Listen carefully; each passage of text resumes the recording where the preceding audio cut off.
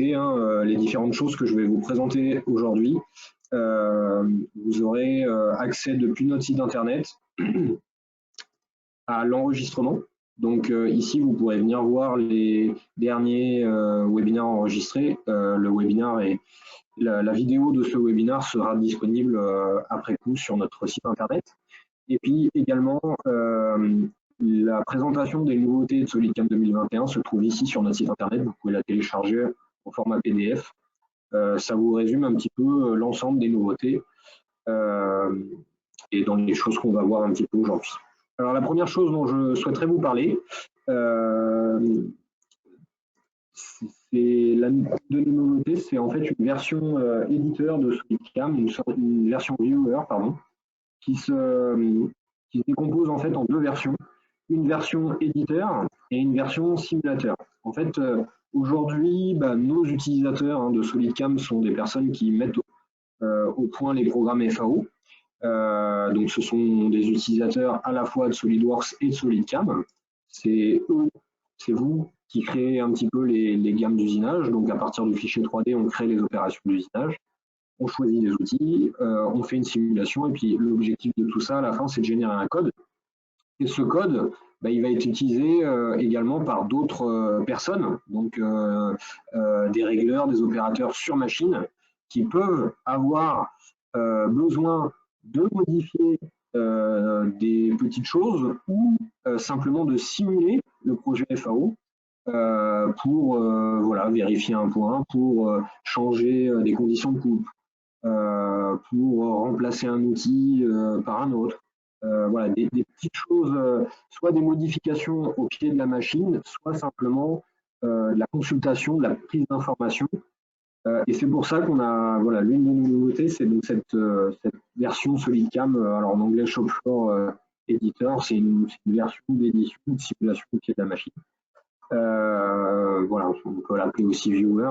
Et donc, elle se décompose en deux modes, en quelque sorte, en deux versions. Une version éditeur, dans laquelle, en fait, la personne va pouvoir faire des modifications, et une version simulateur, où là, c'est juste de la consultation. Et comment cette version, en fait, fonctionne? Tout simplement, vous, aujourd'hui, quand vous ouvrez les utilisateurs de SolidCam, quand on ouvre un projet FAO, alors je vais juste réinitialiser un petit peu mes projets. Donc si j'ouvre ici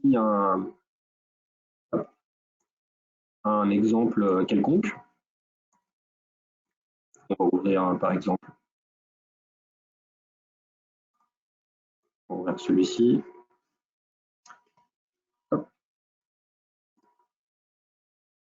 Donc j'ouvre un projet, voilà. Là moi je suis la personne qui fait le programme FAO, donc je crée mes opérations, j'ouvre le fichier SolidWorks, je choisis mes outils, je génère à la fin mon code, je génère éventuellement la fiche de gamme, etc. etc.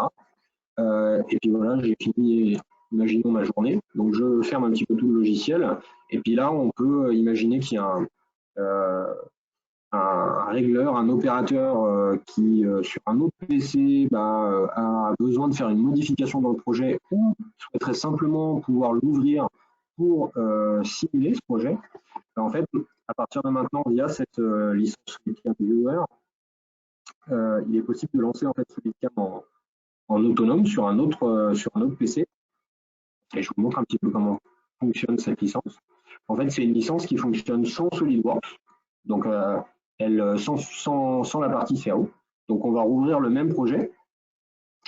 Donc la personne qui va vouloir éditer ou ouvrir le projet FAO qui a été fait par le programmateur FAO, va récupérer un petit peu ici cet arbre-là avec l'ensemble des outils, l'ensemble des opérations. Donc on va pouvoir par exemple modifier des choses. Donc dans la version édition, on va pouvoir modifier les paramètres de l'opération. Donc ça peut être par exemple de modifier une surépaisseur, de modifier un peu la stratégie, de modifier une profondeur de passe, etc., etc., de modifier éventuellement les conditions de coupe, et ensuite de régénérer le code. La seule chose qui ne va pas être possible, c'est d'ajouter de nouvelles opérations, puisque du coup, on ne va pas pouvoir sélectionner de géométrie, puisqu'on n'a pas on n'a pas la CAO qui tourne derrière. Donc, mais il est tout à fait possible donc, de faire des modifications dans la version éditeur, de générer le code, mais également de simuler. Donc, si je lance la simulation, de la même manière, j'ai accès à la vérification solide, à la simulation machine. Par contre, la simulation filaire, puisqu'elle se fait normalement sur le fichier CRO, elle, je n'y ai pas accès. Donc l'objectif, il est vraiment là, c'est de permettre de collaborer sur des projets pour des personnes qui auraient besoin de consulter ou de faire des modifications un peu mineures au pied de la machine. Donc voilà un petit peu l'une de nos améliorations, c'est ce SolidCam Viewer qui se décompose en deux versions. Alors c'est soumis à l'acquisition d'une licence Viewer qui n'a pas bien entendu pas du tout le même coût que le logiciel. Hein, c'est pas fait pour faire la même chose. Mais s'il peut y avoir un intérêt pour l'atelier, pour des opérateurs, sachez-le, voilà, il est possible maintenant de vous équiper, en plus de la licence de programmation, de cette licence un petit peu vieux. Hop, je m'arrête là. C'était le premier sujet que je voulais évoquer avec vous. Le deuxième sujet, donc là on revient vraiment sur les fonctionnalités que vous allez être à même d'utiliser au quotidien lors de vos programmations. Le deuxième sujet, c'est une nouvelle bibliothèque d'outils dans SolidCam. Donc dans la version 2021 de SolidCam, on a fait le choix en fait de faire une refonte de notre bibliothèque d'outils. Donc ici, si on vient dans le panel ici à droite, vous allez avoir accès donc aux bibliothèques comme avant, sauf que vous allez vite vous apercevoir, pour ceux qui découvrent la 2021, que les bibliothèques maintenant sont décomposées en 3 niveaux. Donc vous allez avoir en fait un niveau pour une gestion des composants. Vous allez avoir un niveau pour une gestion des assemblées de manière indépendante de vos machines. Donc on va pouvoir créer des bibliothèques comme ça d'assemblées sans pour autant que les assemblées soient définies pour telle ou telle machine. Et puis on va également pouvoir définir des bibliothèques, cette fois-ci en contexte machine. Grosso modo, c'est la même chose que les bibliothèques d'assemblée. Mais par contre, là, on est dédié à une machine. Donc, on va récupérer les informations d'arrosage disponibles. Est-ce que ma machine elle a l'arrosage au centre? Est-ce qu'elle a l'arrosage haute pression? On va récupérer la manière dont la machine est configurée pour la gestion des correcteurs. Par exemple, entre un centre de fraisage Fanuc et puis un centre de fraisage en Siemens ou Heidenheim, les correcteurs ne sont pas gérés forcément de la même manière. Donc, dans la bibliothèque d'assemblée, en fait, c'est un peu neutre, si vous voulez. Et dès lors qu'on est en bibliothèque de contexte machine, on récupère ces informations. Et puis, on va récupérer aussi tout l'environnement de la machine. Donc, si, par exemple, on travaille sur des machines bitourelles, tritourelles, dans la bibliothèque en contexte machine, on va pouvoir définir est-ce que mon outil est monté sur la première tourelle ou sur la deuxième ou sur la troisième, et ainsi de suite. Donc voilà, le premier point, c'est ça, c'est que cette bibliothèque d'outils a subi vraiment une refonte complète. Alors elle garde une compatibilité bien entendu avec toutes les anciennes bibliothèques, toutes les anciennes versions. Hein, vos projets vont être convertis automatiquement de manière transparente. Vous allez pouvoir récupérer bien entendu toutes vos bibliothèques existantes. Mais à partir de cette version, voilà, on gère les bibliothèques sous 3 niveaux. Donc je vous montre un petit peu. Ici, je vais modifier une bibliothèque de composants, simplement pour vous montrer. Je vais ouvrir cette bibliothèque-là. C'est une bibliothèque que j'utilise régulièrement. Et donc la bibliothèque de composants, voilà, elle se présente sous cette forme. Ici, en fait, vous allez avoir un dossier dédié aux outils coupants, un dossier dédié aux porte-plaquettes pour le tournage, et puis un dossier dédié aux porte-outils et adaptateurs. Et donc, en fait, grosso modo, on va pouvoir, après, c'est une interface Windows, hein, avec on ajoute des dossiers, on les trie, etc. Mais on va pouvoir, comme ça, rajouter autant de dossiers que nécessaire, générer l'organisation qui nous convient bien, par type, par matière, par ce que vous voulez. Et en fait, on va pouvoir, comme ça, venir ajouter des composants. Donc, ça peut être des outils coupants de fraisage, ça peut être des outils de tournage, ça peut être voilà, une forêt, des équipements un peu spéciaux, puis également des porte-outils. Donc simplement pour l'exemple, là, je vous montre ici visuellement, je me suis créé un petit dossier machine dans lequel je retrouve un peu différentes marques et puis éventuellement différents modèles.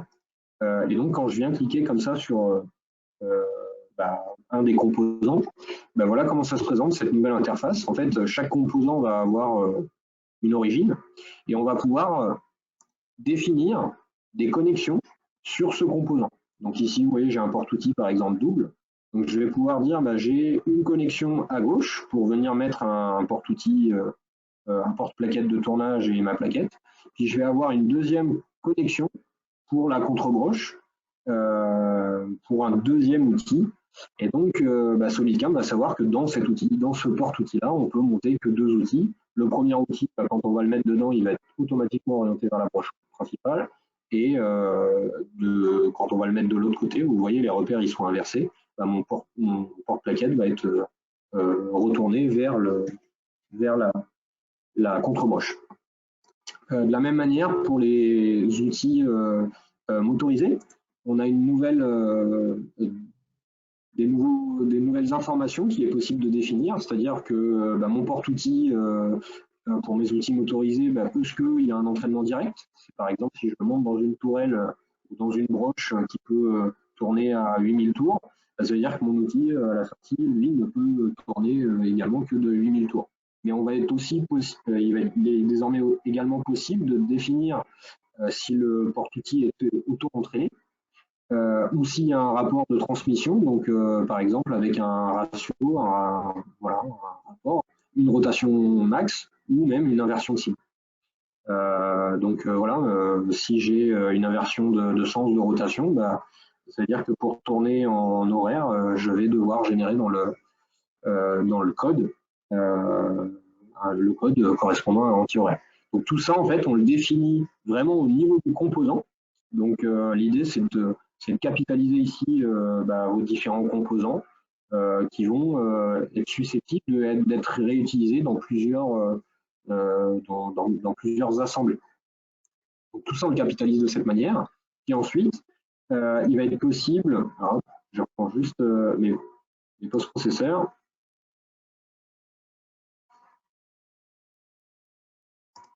Alors, j'ai une petite question là qui vient de s'afficher. Comment fait-on si nos fichiers sont en interne? Ça n'a aucune importance, interne ou externe. Que la manière dont vous créez vos projets, ça ne change rien. Vous pouvez les créer aussi bien en interne qu'en externe. Ça n'a pas d'impact sur la bibliothèque de projet. Pardon, excusez-moi. J'ai mal compris, je pense, votre question. Vous me posiez la question, je l'ai vu que maintenant, mais je pense que votre question concernait le viewer. Effectivement, si vos projets sont en interne, ils sont sauvegardés directement dans le fichier CO. Donc, vous n'aurez pas la possibilité de l'ouvrir via cette licence viewer, malheureusement. C'est effectivement quelque chose qui n'est disponible que si les projets sont créés en mode externe. Excusez-moi, j'avais mal compris votre question. Donc je reviens un petit peu à la bibliothèque d'outils. Ici, si je rouvre la bibliothèque d'assemblée, je vais ouvrir cette fois-ci une bibliothèque d'assemblée. Voilà, c'est ça que je voulais faire. Excusez-moi, je vais juste revenir dans mes post-processeurs.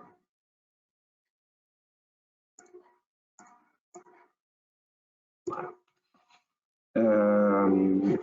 Je vais ouvrir une bibliothèque d'assemblée, donc simplement pour vous montrer ce que je viens de vous présenter.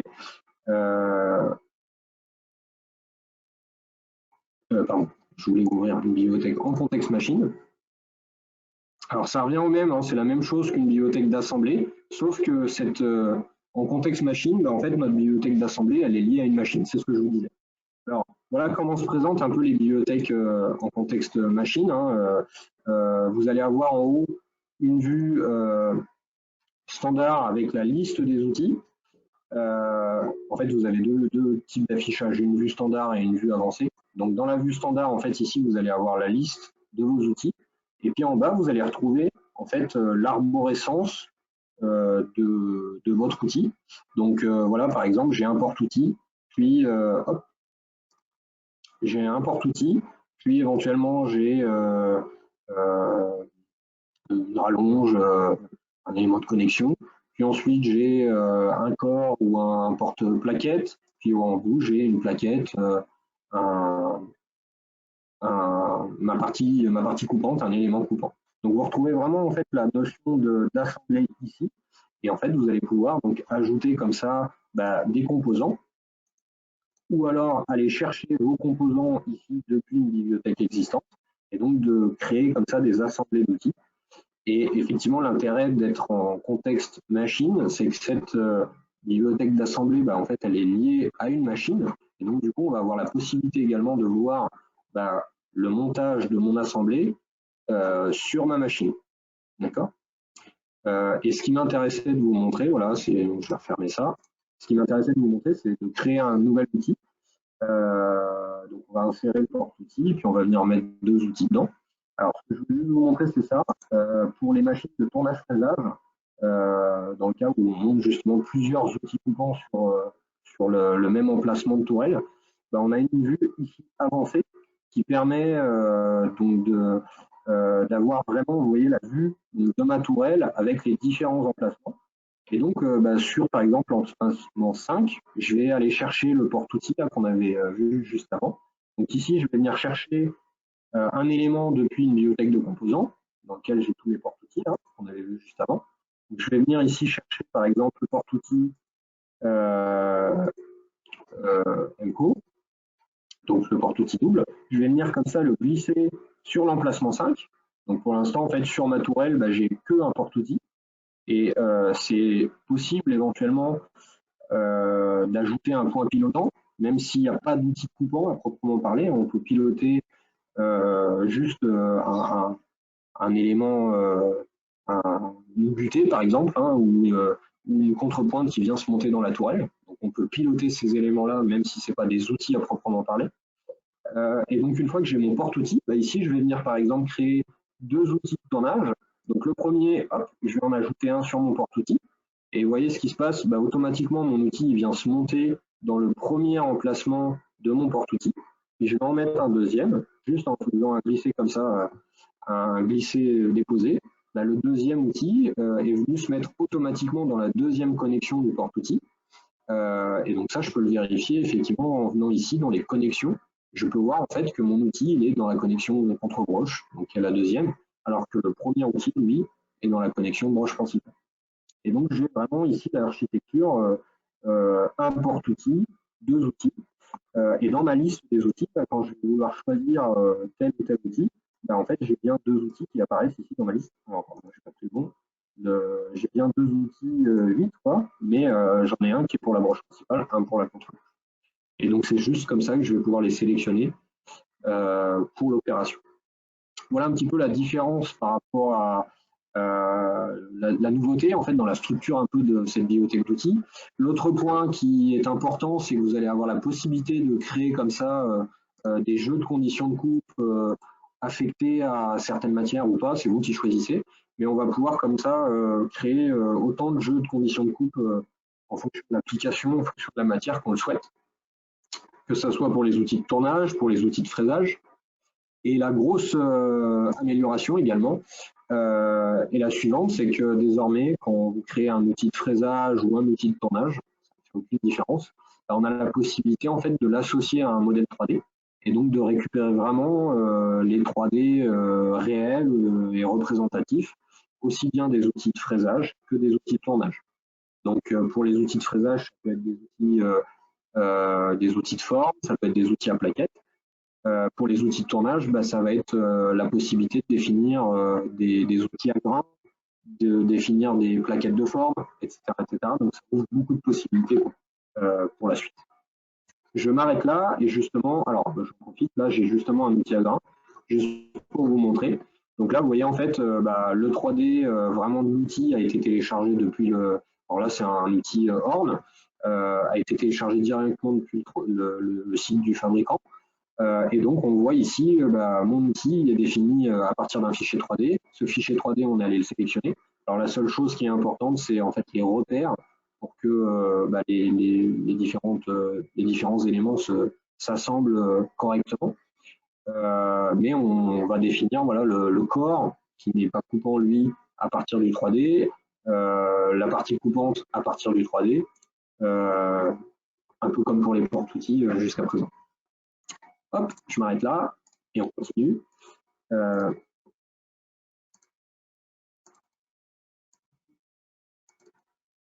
Je vais juste vous montrer un peu sur le même principe. Derrière, on va pouvoir définir des têtes, par exemple. Donc ici, vous voyez, dans ma bibliothèque de composants, je vais pouvoir définir un petit peu chaque élément éventuellement d'une tête à renvoi d'angle pour ensuite les assembler, définir le fait que telle partie bouge par rapport à telle autre et derrière, en fait, dans mon assemblée, vraiment récupérer l'ensemble de la cinématique de la tête angulaire qui me rajoute finalement des axes par rapport à ma machine. On va pouvoir aussi définir des têtes à alésés. D'accord, de la même manière. Donc chaque partie va être en quelque sorte enregistrée en tant que composant. Et puis derrière, on va pouvoir s'en servir. Je vais vous ouvrir un exemple tout de suite après. Et puis ce qui va m'intéresser aussi, c'est de vous montrer par exemple pour les machines de décolletage. Donc là, pour par exemple une machine Tornos, l'intérêt il est aussi là. C'est que vous voyez par exemple, là j'ai des peignes. Donc par exemple, je vais avoir un peigne avec 1, 2, 3, 4, 5 outils. Et je vais en avoir un autre où là, cette fois-ci, j'ai que 4 outils. En fait, l'idée, c'est vraiment, à partir de maintenant, le post-processeur SolidCam, par exemple, de la Tornos GT32, on définit vraiment la machine à nu et vous allez en fait sélectionner le porte-outil que vous allez monter sur votre machine. Donc, ce que je monte, ce peigne-là ou celui-ci, c'est lui qui possède l'information de est-ce que dessus je peux monter 1, 2, enfin 4 outils ou est-ce que je peux en monter 5, etc., etc. Donc on retrouve vraiment la définition complète de la machine à travers cette nouvelle bibliothèque d'outils. C'était important aussi, c'est pour ça qu'on a fait vraiment une refonte de cette bibliothèque, c'est pour répondre aux besoins de ces machines de décolletage où il y a souvent pas mal d'outils multiples, etc. Et si j'ouvre par exemple cet exemple là sur un tour As, juste pour vous montrer le résultat un petit peu final de ce que ça peut donner. Hop.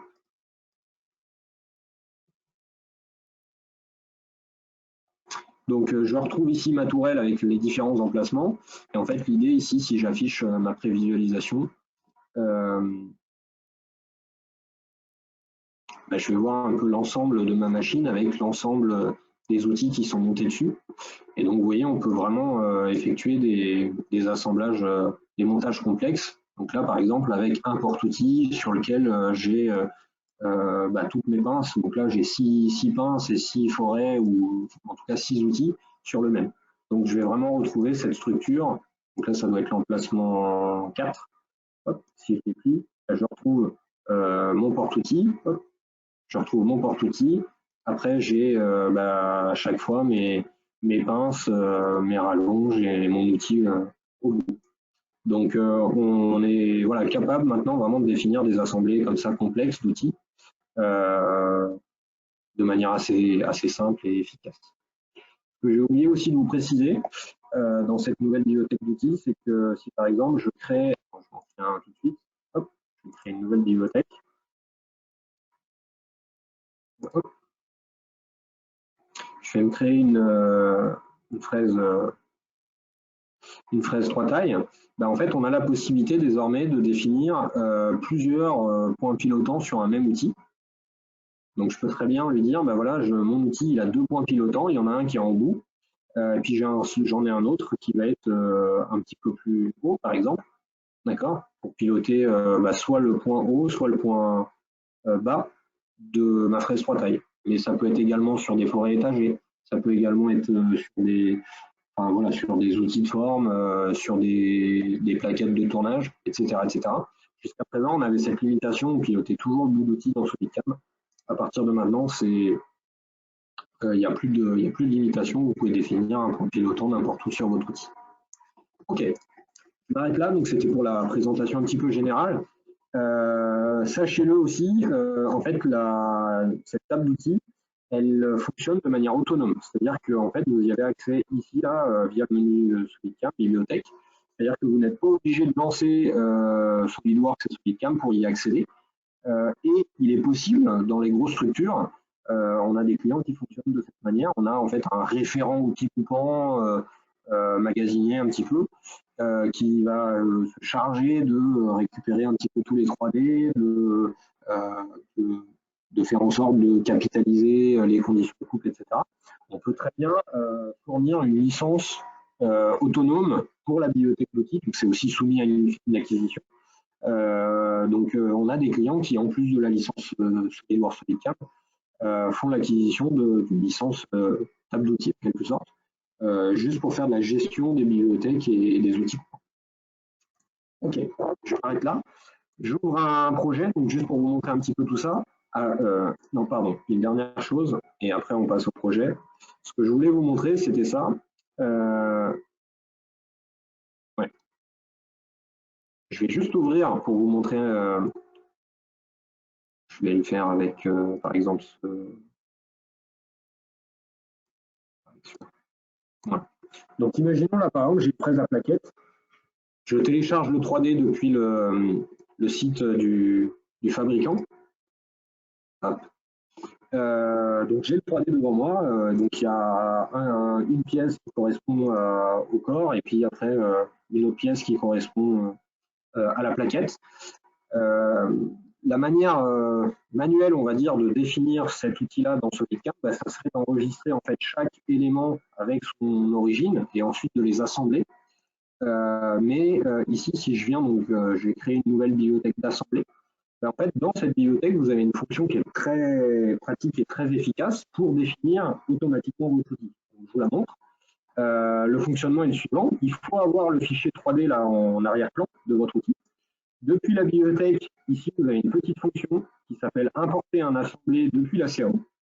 Quand vous cliquez là-dessus, en fait, vous avez cette petite fenêtre qui vous dit attention, il faut que le fichier actif en arrière-plan, ça soit bien le fichier de l'outil. Donc là, je lui dis OK. Et à partir de là, j'ai cette fenêtre. Donc je vais pouvoir lui demander de générer en fait ce que j'ai en arrière-plan en tant qu'outil de fraisage ou en tant qu'outil de tournage. Donc là, on va le faire pour l'outil de fraisage. Au moment où je fais ça, visuellement, vous allez voir un petit peu ce que ça me donne. Automatiquement, il me définit un porte-outil avec le 3D et puis également ma plaquette. Alors, il détecte mes plaquettes, il détecte qu'il y a une répétition. Alors après, voilà, il y a attention au système de coordonnées, etc. Pour que ça se passe correctement. Il faut bien que j'ai le système de coordonnées sur ma plaquette. Donc, je peux le changer si besoin. Il y a une certaine méthodologie quand même à respecter. Mais vous voyez, en quelques clics, ça me permet, moi, de définir un assemblé, un outil, à partir du 3D, sans nécessairement avoir besoin d'importer chaque élément, indépendamment. Donc, cette fonction, elle est aussi bien disponible pour voilà, des choses simples comme ça, que pour des assemblées un peu plus complexes, aussi bien en fraisage qu'en tournage. Et en fait, après, SolidCam fait la révolution du porte-outil et de la partie coupante. Et en simulation, on va vraiment obtenir le résultat souhaité. Donc, je vous montre justement ça sur un exemple concret. Donc, je vais venir ouvrir un premier exemple.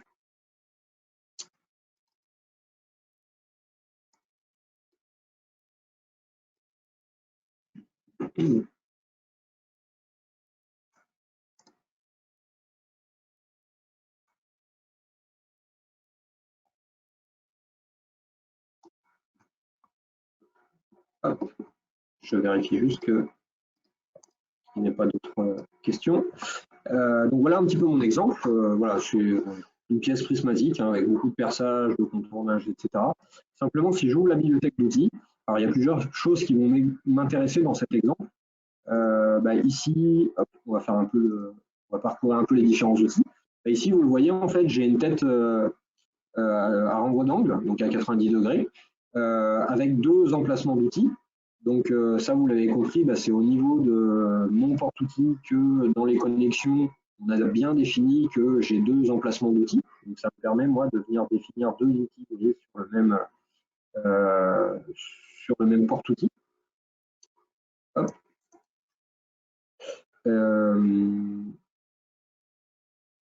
Ce qui m'intéresse aussi, c'est derrière, en fait, dans la simulation, quand je vais simuler une opération avec, par exemple, cet outil-là, l'intérêt, c'est qu'on va voir l'outil qui est monté sur l'autre emplacement dans cette simulation. Alors, on sait que l'autre outil n'est pas utilisé, mais ça va nous permettre aussi pour la simulation de vérifier que cet autre outil qui est monté là sur le porte-outil ne vienne pas engendrer de collision ailleurs sur ma pièce, etc.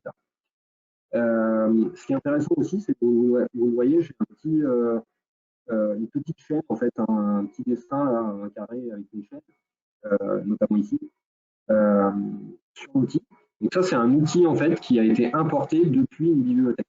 Et l'intérêt, c'est que si je fais une modification dans ma bibliothèque générale, je vais avoir des petits feux rouges comme ici qui apparaissent dans mon projet pour me signifier, attention là, la définition de l'outil, elle n'est pas en quelque sorte à jour. Et juste avec un clic droit, on va avoir la possibilité de lui demander de se mettre à jour pour que les informations de définition d'outils, si elles ont été modifiées dans la bibliothèque générale, se mettent à jour également dans la bibliothèque du projet. Donc vous avez la possibilité comme ça de lier vos bibliothèques pour qu'elles soient toutes dépendantes de la bibliothèque générale et qu'elles puissent se mettre à jour. Je continue, ce qui m'intéresse de vous montrer aussi, c'est, je vais parcourir un petit peu, je ne me rappelle plus qui est qui. Pareil, donc vous voyez là, je suis sur aussi une tête à renvoi d'angle, mais celle-ci, quand je la mets dans la broche, j'ai une indexation angulaire. Ça va être important aussi, si je regarde le 3D de ma machine, quand je vais la monter dans ma broche, je vais, par défaut, là, je n'ai pas mes outils orientés dans le plan ZX. Donc ça veut dire qu'à un moment donné, quand je vais vouloir venir usiner sur un flanc de ma pièce, je vais soit nécessiter une rotation de ma table, soit nécessiter une indexation de ma broche. Donc ça aussi, avec cette définition de ce genre d'assemblée complexe, c'est tout à fait possible. Donc, en fait, si on regarde un petit peu la connexion là entre cette partie-là et celle-ci, on a certainement un angle quelque part là un angle de 45 degrés qu'on n'avait pas, par exemple, sur celui-là. Donc voilà, ça permet vraiment de définir les outils de manière complètement réelle. Ensuite, j'ai cette tête à renvoi d'angle là qui m'intéresse. Donc là, pour le coup, elle est indexable. Donc j'ai la possibilité ici, si je viens donc alors soit au niveau de l'assemblée complètement, soit avec le bouton là, accès rapide, ça me ramène au niveau supérieur dans lequel j'ai toutes les informations, le numéro d'outil, le numéro de correcteur, etc. Et en fait, ici, vous le voyez, je vais avoir accès sur cette assemblée à deux axes supplémentaires qui sont en fait les axes de mon porte-outil. Donc là, j'ai une indexation ici, puis j'ai également une indexation angulaire comme ça, pour pouvoir ce porte-outil-là l'utiliser avec différents angles, puisque c'est quelque chose qui est réglable. Et donc, je peux intervenir comme ça au niveau de la bibliothèque d'outils pour définir l'orientation sans avoir à redéfinir cet outil plusieurs fois entre chaque inclinaison et chaque projet. Ma fraise 3 tailles, donc je vous en ai parlé tout à l'heure, donc avec un point pilotant en haut et un point pilotant en bas, et donc avec deux correcteurs, c'est pour ça qu'elle apparaît deux fois dans ma liste. Voilà, là, je vais une tête par renvoi d'angle, et puis on arrive un petit peu au bout normalement de cet exemple. Donc je m'arrête là, voilà, c'était juste pour vous présenter les différentes choses. Et donc quand on va simuler ici un petit peu tout ça, j'ai caché le porte-outil, donc bien sûr, on va voir les différents porte-outils qui s'affichent au fur et à mesure. Dans la vérification solide, on va voir s'il y a une éventuelle collision. Et ce qui m'intéresse aussi dans ce webinaire, c'est de vous parler du nouveau simulateur de SolidCam. Donc en plus de la simulation filaire, vérification solide et simulation machine que vous connaissiez, on a fait une refonte aussi du simulateur. Et donc ici, si je viens cliquer via le clic droit sur simulateur de SolidCam, vous allez vite comprendre un petit peu l'intérêt de ce nouveau simulateur. En premier lieu, c'est une fenêtre volante. Donc si vous avez plusieurs écrans, bah, vous allez pouvoir le mettre sur une fenêtre séparée. Il ne me bloque pas, c'est-à-dire que je peux lancer la simulation et pendant ce temps-là, aller ajouter une opération ou définir ou changer quelque chose. Donc vous voyez, je peux lancer ma simulation tout en revenant dans mon opération. Hop, je vais juste le mettre en arrêt. L'intérêt de ce simulateur également, c'est que si j'affiche ma trajectoire d'outil, qui est ici, là vous voyez, je vais avoir la possibilité de venir cliquer sur ma trajectoire pour positionner mon outil à un endroit donné de ma trajectoire. Donc, chose qui n'était pas possible aussi dans le passé. Et je vais avoir la possibilité de cliquer sur la matière usinée. Et donc, éventuellement, bah, vous voyez, je clique de face là. Hop, je suis désolé, mon environnement est un peu chargé. Donc, je clique de face. Donc, je vais avoir la possibilité de faire des mesures comme ça sur la pièce que j'usine directement. Donc, c'est assez intéressant. Je vais avoir la possibilité de simuler en avant, en arrière. Je vais avoir la possibilité d'enregistrer l'enlèvement de matière. Donc, comme ça, si je reviens en arrière, ça remet la matière qui est enlevée. Je vais avoir la possibilité aussi, donc en bas, vous voyez, on a des petits triangles qui sont apparus. Donc, c'est pour me dire, bah, attention, il y a des collisions qui ont été détectées. Donc, à chaque endroit où j'ai un petit triangle, j'ai un début et un fin de collision. Et en fait, quand je passe ma souris, bah, vous voyez, ça m'emmène directement sur le point qui était en collision. Donc, si on regarde, on a ce petit triangle à jaune qui apparaît pour me dire, bah, attention, la collision, elle apparaît à cet endroit-là. Donc là, en fait, quand je viens faire le chanfrein, bah, je suis en train d'enlever de la matière avec une partie non coupante. C'est pour ça que j'ai ce message-là, ce message de collision.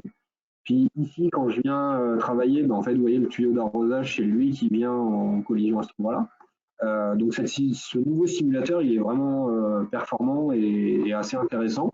Puis vous allez avoir la possibilité de créer des thèmes, par exemple un thème dédié au tournage, donc toujours dans la vue ZX, un thème dédié aux pièces lourdes, donc qui va faire abstraction de certains affichages pour plus de performance, etc., etc. Donc ce nouveau simulateur, c'est vraiment aussi l'une des grosses nouveautés de de nos dernières versions. Je m'arrête là. Je vais ouvrir un second exemple.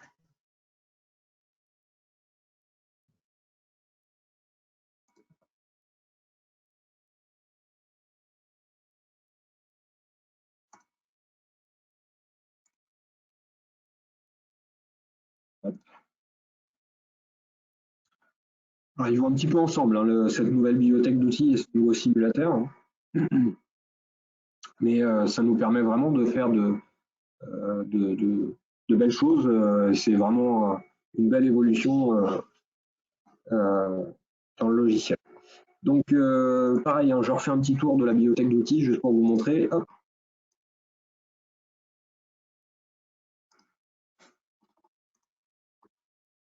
Ce que je voulais vous montrer. On va le simuler comme ça. On va le simuler avec le simulateur. Alors, ce que je vais vous montrer dans cet exemple, ce qui est intéressant, je vais juste réduire un petit peu la vitesse. Donc, toujours pareil, je vais avoir un petit peu mon usinage qui s'effectue. Mais à un moment donné, je vais avoir une tête à alésé. Je ne sais plus à quel moment. Là, j'ai un peu d'usinage en 4 et 5 expositionné. Hop. On va passer au-dessus. Une tête à angle.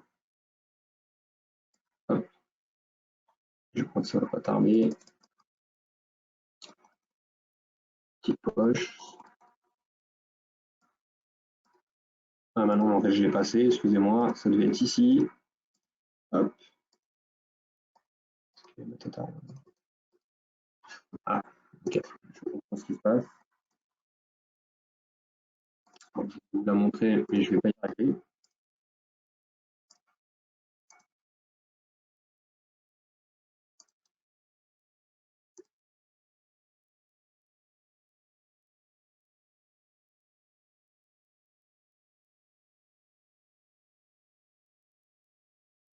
Juste le temps de la recharger. Ok. Voilà, excusez-moi, je ne l'avais pas bien défini. Donc ma tête à Alizé, voilà comment elle se définit. Donc j'ai différents éléments à nouveau, hein, le corps, une rallonge, on va appeler ça comme ça, le je perds le lardon. Et bien entendu, en fait, celui-ci, il peut bouger. Donc toujours pareil, en fait, dans mes connexions, je vais avoir la possibilité de, euh, ouais, je suis au bon endroit, donc de le faire bouger ici, vous voyez, en X, d'accord. Et donc, en fonction de sa position, le diamètre que je vais usiner derrière ne va pas être le même. Et donc, en fait, dans la simulation, en fonction de comment est positionné le lardon, puisque c'est quelque chose qui est réglable, quand on vient après lancer la simulation, j'ai mon outil qui est en révolution. Et donc, je vais avoir le bon diamètre qui va être utilisé par rapport à ça. Et puis également, pareil, hein, la partie qui est là, elle se met en révolution pour vérifier que j'ai pas de collision par rapport à dans le passé où on avait tendance à faire une représentation vraiment schématique, juste du diamètre qu'on venait usiner. Donc ça, c'est une amélioration assez majeure là-dessus. Je ferme cet exemple-là aussi. Ouais, c'est quelque chose, c'est pas grave, on va redémarrer.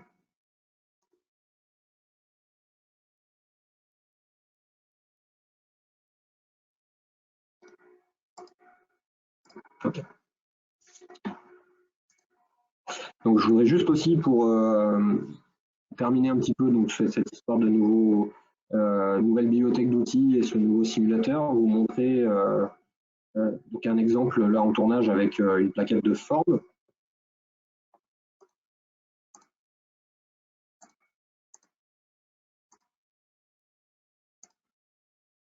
Alors j'ai oublié de vous préciser, pardon, excusez-moi, je roule juste cet exemple-là. Il y a une chose aussi que je voulais mentionner. Alors je suis en fraisage, mais j'aurais pu vous montrer aussi en tournage. Je vous ai indiqué tout à l'heure qu'au niveau des outils, bien entendu, dans la bibliothèque, on peut définir des jeux de conditions de coupe pour chaque outil. Alors, je vais juste je vais ajouter une fraise cylindrique. Ici, dans les conditions de coupe, je vais créer comme ça 3 jeux de conditions de coupe, par exemple. Un pour du 40 CMD8, un pour un alu, et puis un troisième, par exemple, pour allez, un inox 300 cl. Donc chaque jeu de conditions de coupe, je peux y mettre des vitesses d'avance, des vitesses de rotation associées, peu importe l'unité, en rotation en tour minute ou en vitesse de coupe constante. Je peux bien entendu indiquer quel mode d'arrosage je veux utiliser. Et donc, du coup, pour chaque outil, comme ça, vous pouvez capitaliser les informations et vos conditions de coupe. Et ce qui m'intéresse derrière, donc vous allez pouvoir le dire, j'utilise celui-là ou celui-là. En fait, ce qui m'intéresse de vous montrer, c'est ça, c'est qu'en début de projet, quand vous définissez en fait la matière que vous voulez usiner, donc ça sert pour l'imagining, et ça sert également, donc si je viens sélectionner par exemple mon acier inox 300 cl, là, hop, je valide, le fait d'avoir renseigné la matière, mon outil, par défaut, en fait, la condition de coupe par défaut qui va s'appliquer, du coup, c'est celle dédiée à cette matière. Donc, vous pouvez comme ça créer toutes vos conditions de coupe. Si l'inox 300 cl est renseigné dans tous les outils, en fait, au début de mon projet, quand je sélectionne la matière, j'ai toutes les conditions de coupe dédiées à l'inox 300 cl qui vont se présélectionner. Et après, bien entendu, je peux reprendre la main si je veux les modifier un petit peu. Mais vous pouvez comme ça appliquer des jeux, des conditions de coupe automatiquement en fonction de la matière, qui elle-même peut être sélectionnée automatiquement si la matière est renseignée dans le fichier SolidWorks. Voilà. J'avais une dernière chose aussi à renseigner que j'ai oublié de vous indiquer.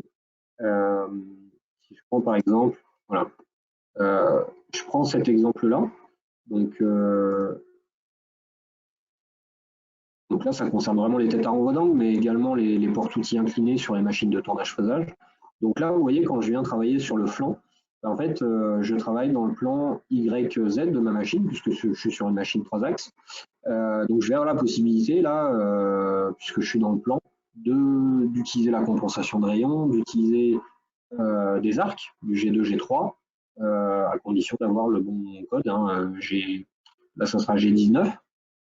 Donc, le post-processeur va générer un G19 avec les arcs. Par contre, quand je vais venir sur ce plan-là, donc ça doit être ma position, je dois avoir une position 3 quelque part, position 4, pardon.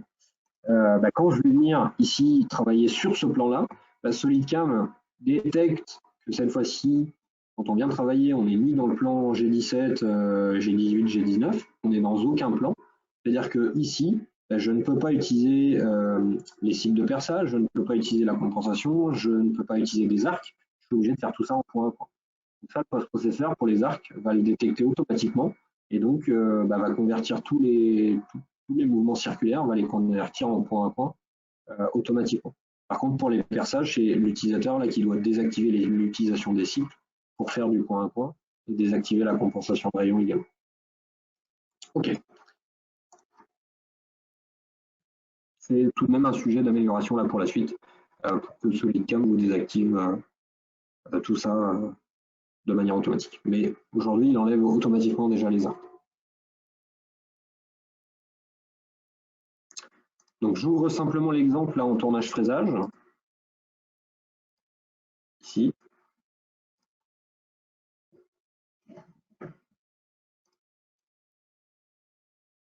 Alors c'est même un exemple en décolletage, mais peu importe. Donc voilà, visuellement, c'est un tournevis. Donc si on regarde un petit peu la simulation de ça.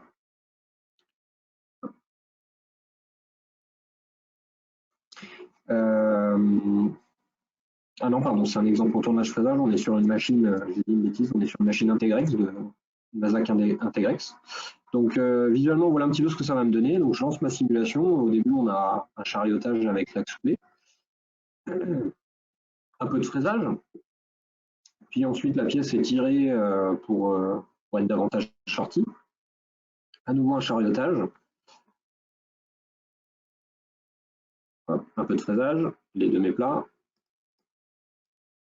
Donc avec une répétition à chaque fois à 90 degrés. Enfin, les 4 méplats, pardon. Hop, et c'est allé un petit peu vite. Je reviens en arrière, excusez-moi. C'était cette opération-là qui m'intéressait. Donc là, on va le remettre là. Voilà. Je le fais pas à pas. Visuellement, vous voyez, en fait, juste en faisant une plongée, je vais le remettre.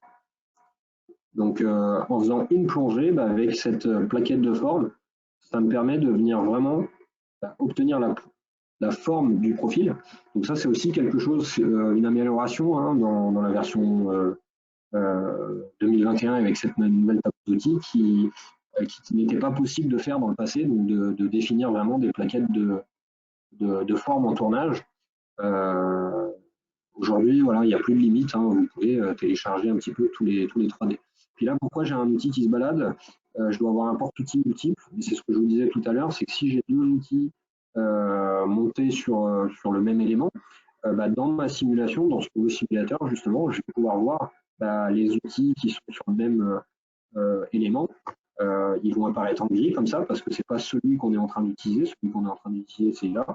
Mais si jamais lui vient engendrer une interférence avec les morts, avec le mandrin, etc., c'est important de pouvoir le voir. C'est pour ça qu'il apparaît aussi dans la simulation. Bon, après, ça, c'est du réglage, on peut le désactiver.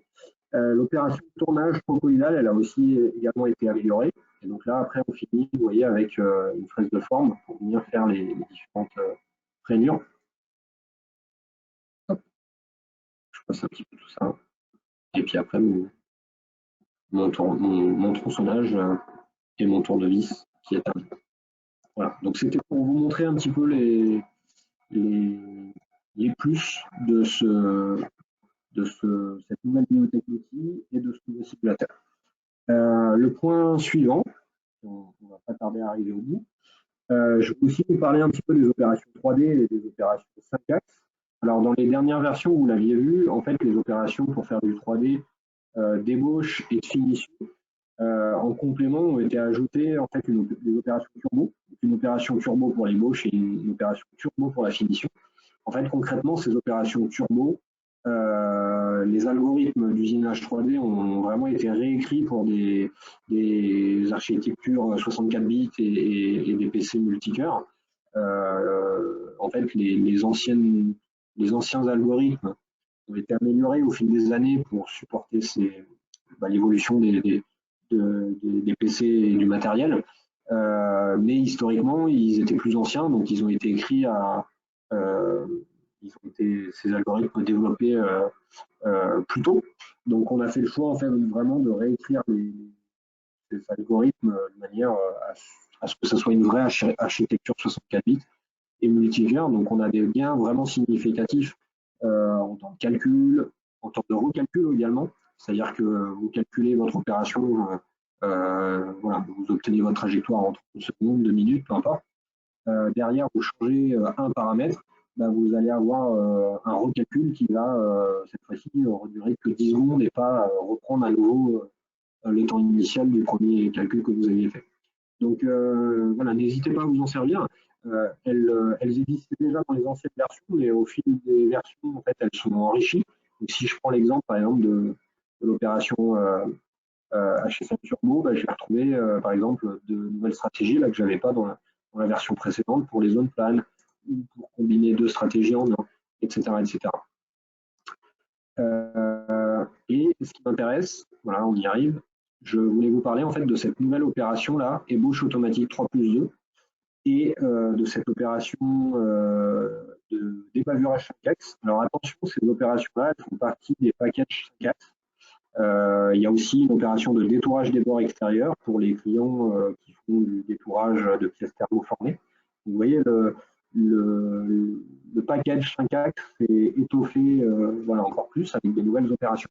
Par contre, attention, vous n'y aurez accès qu'avec le package 5 axes continu. Et cette opération de débavurage 5 axes, elle est aussi soumise à une acquisition avec la licence, c'est-à-dire que c'est en dehors du package 5 axes standard.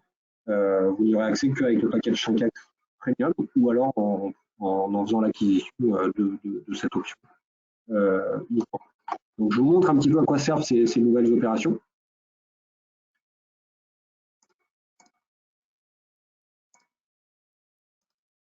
Donc cette opération d'ébauche 3+2, elle est intéressante, vous allez le voir tout de suite, vous allez comprendre. Si j'ai une pièce par exemple de fraisage comme ça qui va nécessiter d'ébaucher la pièce dans plusieurs directions, en fait, plutôt que de créer une première ébauche de ce côté, une deuxième de l'autre, etc., donc ça va nous forcer à décomposer plusieurs opérations. Dans cette opération d'ébauche 3+2, alors pour le moment, vous n'y avez accès que avec le clic droit. Ici, ébauche automatique 3+2. Vous allez avoir en fait ici dans l'onglet 3+2 la possibilité de lui dire voilà, moi manuellement, ma pièce, je veux l'ébaucher d'abord par cette direction-là. Donc là, vous voyez, c'est par le Z. Puis ensuite, je veux l'ébaucher par ce côté-là, et ainsi de suite. Donc vous allez pouvoir, dans une seule et même opération, lui demander de venir ébaucher de manière de plusieurs directions les unes après les autres. Mais l'intérêt, c'est que vous avez une seule opération dans votre arborescence. En termes de calcul aussi, c'est beaucoup moins gourmand que l'opération, qu'une multitude d'opérations qui sont toutes en plus interdépendantes. Donc, si vous en changez une, vous êtes obligé de recalculer toutes les autres. Donc l'intérêt de cette opération, c'est ça. Donc je vous montre un petit peu dans une seule opération ce que ça va nous donner. On va d'abord lancer l'ébauche. Donc là, c'est par le dessus, par la direction Z. Je vais juste cacher ma trajectoire d'outil. Vous voyez, j'ai une première ébauche qui se lance. Okay.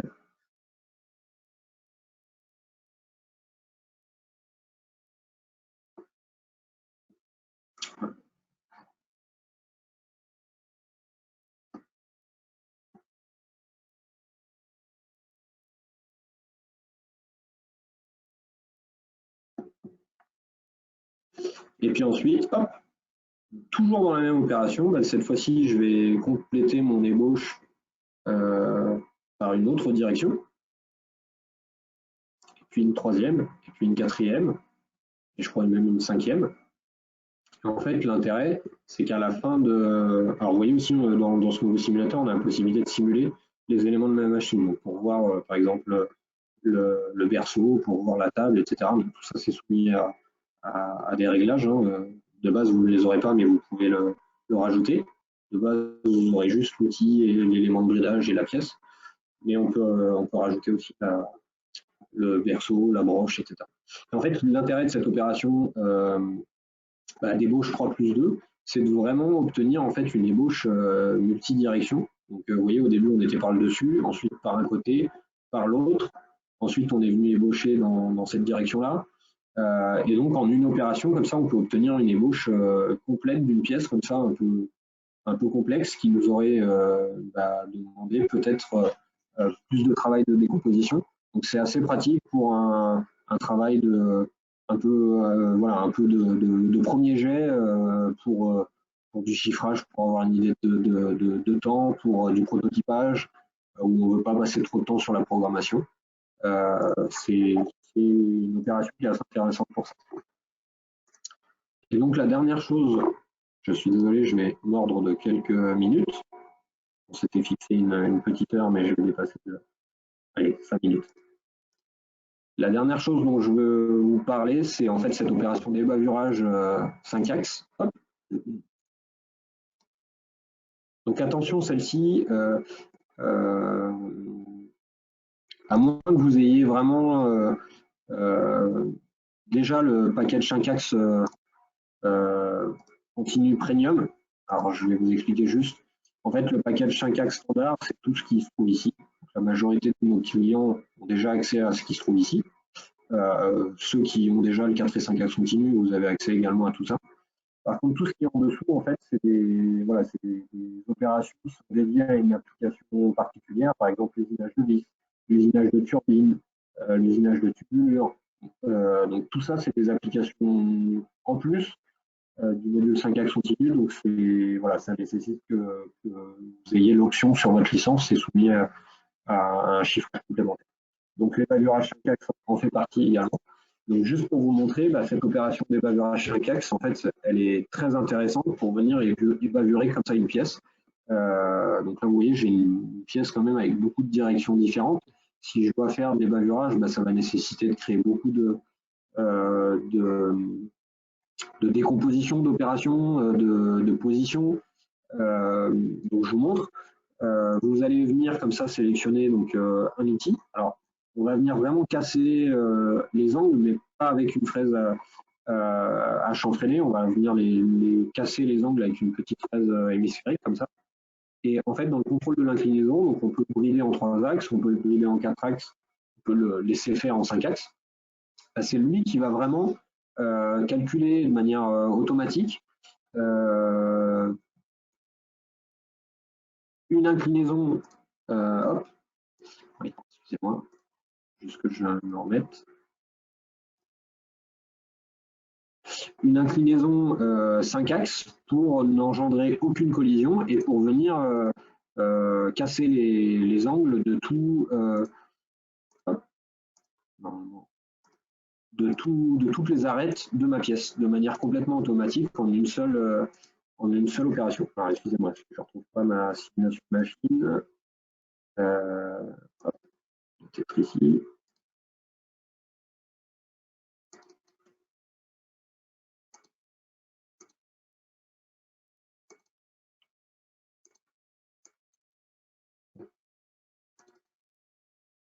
Bon, on va prendre une autre machine, c'est pas grave. Excusez-moi. Je vais me mettre sur ici.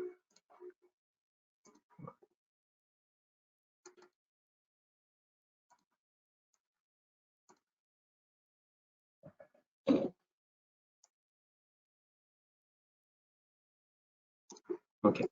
Donc en une opération, je vais juste vérifier comment je vais être positionné sur ma machine. Ouais. Bon, excusez-moi. Le fait de passer d'un projet à un autre.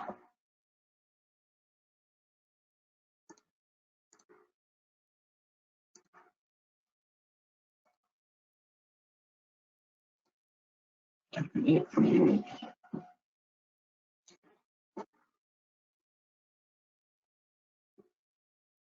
Donc l'idée, en fait, c'est que vraiment vous souciez de rien, si ce n'est d'une distance de sécurité.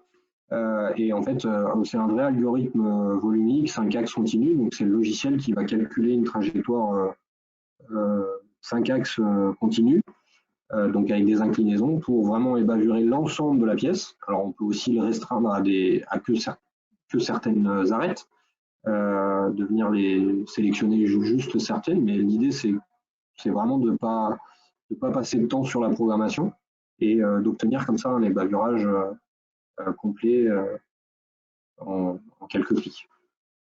Hop, j'espère que je n'ai pas fait de bêtises en changeant de machine, que j'ai le temps de me montrer.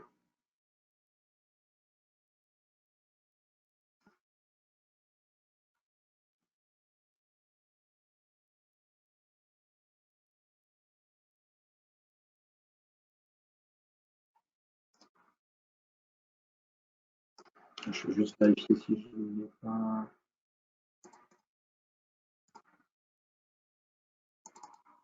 Je suis arrivé au bout normalement.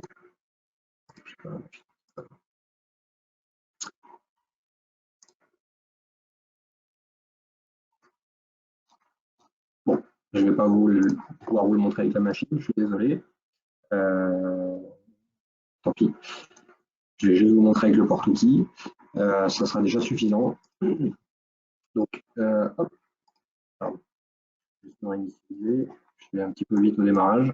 Donc, ce qui m'intéresse de voir, c'est ça. Bon, voilà, le point de départ, c'est pareil, on peut le fixer si on le souhaite à un certain endroit. Donc, on est vraiment sur une trajectoire 5 axes continue. Donc, j'ai vraiment mon premier cassage d'angle qui démarre ici. Et vous voyez, en fait, il va suivre les différentes arêtes avec une inclinaison maximum qui est définie dans l'opération, une distance sécurité qui est définie également dans l'opération. Et l'objectif, c'est vraiment de venir évaluer l'ensemble de la pièce, mais sans obtenir de collision ni sur la pièce, ni sur le porte-outil, bien entendu.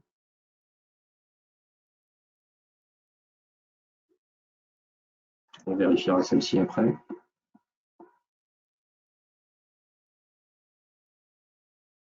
Alors ça m'ennuie de ne pas pouvoir vous montrer avec les axes de la machine qui s'inclinent, mais bon, vous trouverez une vidéo sur YouTube si vous tapez ébavurage 5 axes, on l'avait préenregistré, mais au moins pour vous montrer. Et en fait, l'intérêt, voilà, c'est que si vous avez des pièces qui nécessitent comme ça un ébavurage sur de la forme, c'est souvent le cas, par exemple, en tournage-fraisage. Hein, par exemple, vous avez un trou qui est ovale, enfin, vous avez un trou cylindrique, mais ça vous donne quelque chose d'ovale sur le diamètre de la pièce.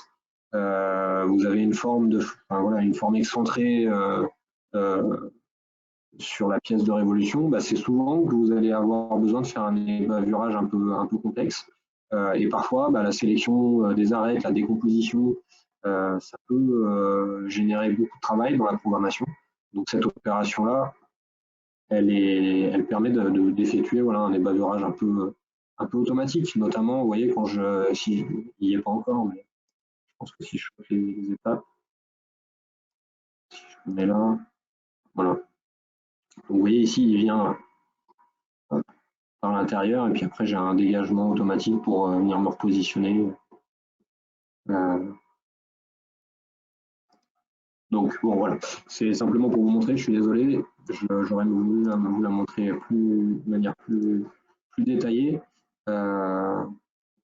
Mais l'idée c'est d'obtenir une trajectoire comme ça sans collision et de manière sûre et automatique, sans passer trop de temps sur la programmation de ces bavurages, parce que parfois justement, vous pouvez avoir un temps de programmation de les bavurages qui est presque équivalent au temps de programmation de l'usinage. Et c'est ce que chacun cherche à éviter, d'obtenir un ébavurage un petit peu automatique. Et donc c'est possible également maintenant sur des pièces un peu complexes comme ça. Voilà, on arrive un petit peu au bout de ce que je voulais vous présenter. Si vous avez des questions qui vous viennent, n'hésitez pas, c'est le moment. J'attends encore quelques secondes. Et sinon, si vous voulez retrouver l'ensemble de ces nouveautés. Donc, je vous disais, sur le site internet, hein, vous avez donc sur la page la nouveauté de SolidCam 2021, accès au téléchargement. Donc, vous allez retrouver un PDF avec l'ensemble des améliorations. Il y a des choses dont je n'ai pas parlé dans ce webinaire, donc n'hésitez pas quand même à le parcourir. Il y a des choses intéressantes. Et ce webinaire, de toute façon, est enregistré, donc vous recevrez un lien si vous voulez revisionner cette présentation ou la partager avec des gens autour de vous. Écoutez, je ne vois pas de questions supplémentaires, donc je vous souhaite une bonne fin de journée et je vous dis à bientôt. Au revoir.